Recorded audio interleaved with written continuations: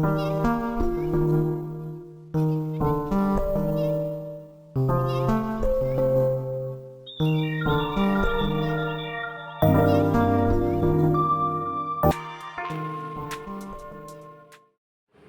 আলাইকুম।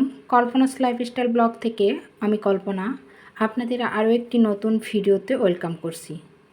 কাছে দূরে যে যেখান থেকে আমার আজকের ভিডিওটি দেখছেন, আশা রাখছি আল্লাহর রহমতে সবাই ভালো আছেন, সুস্থ আছেন। আমরাও আল্লাহর রহমতে আপনাদের দোয়া ও ভালোবাসায় বেশ ভালো আছি আলহামদুলিল্লাহ। আজকের ভিডিওটি আমি বিকাল থেকে শুরু করেছি, ইফতারি রেডি করতেছি, সেখান থেকে ভিডিওটি শুরু করেছি। তো আশা করি ভিডিওটি আপনাদের ভালো লাগবে। আর ভিডিওর শুরুতে আপনাদের কাছে ছোট্ট একটা রিকোয়েস্ট করে নিচ্ছি, প্লিজ ভিডিওতে একটি লাইক দিয়ে ভিডিওটি কন্টিনিউ করবেন। আপনাদের একটি লাইকই এই ভিডিওটি আর অনেকের কাছে পৌঁছাতে সাহায্য করবে। আর যদি খুব বেশি ভালো লেগে যায়, প্লিজ চ্যানেলটি সাবস্ক্রাইব করে দিবেন এবং পাশে থাকা বেল অপশনটি প্রেস করে দিবেন। এতে করে আমি নতুন কোনো ভিডিও ছাড়ার সাথে সাথে নোটিফিকেশন আপনার মোবাইলে চলে যাবে।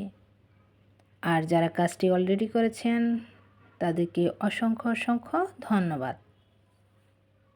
তো এখানে আমি হালিম রান্না করব আজকে ইফতারের জন্য।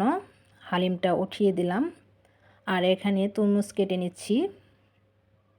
তো আজকে কিন্তু বেশি কিছু শেয়ার করব না, জাস্ট ইফতারিটা আপনাদের সাথে শেয়ার করব।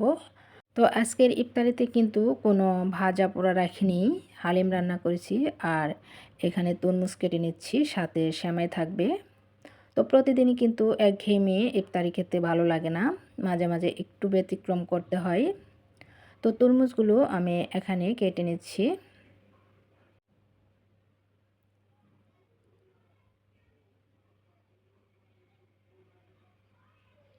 তো আমার হালিমগুলো কিন্তু হয়ে গেছে, বাটিতে উঠিয়েও নিয়েছি।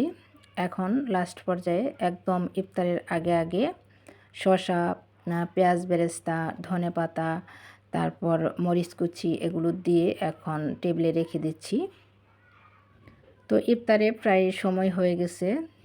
আর এখানে আমি লাচ্চা সেমাই রান্না করেছি, উপরে একটু কিশমিশ, কাঠবাদাম, কাজু বাদাম এগুলো দিয়ে ডেকোরেশন করে নিলাম। তো এই যে আজকে আমাদের সিম্পল ইফতারি। তো ইফতারিতে ভাজা পোড়া ছাড়া কিন্তু আমাদের চলেই না।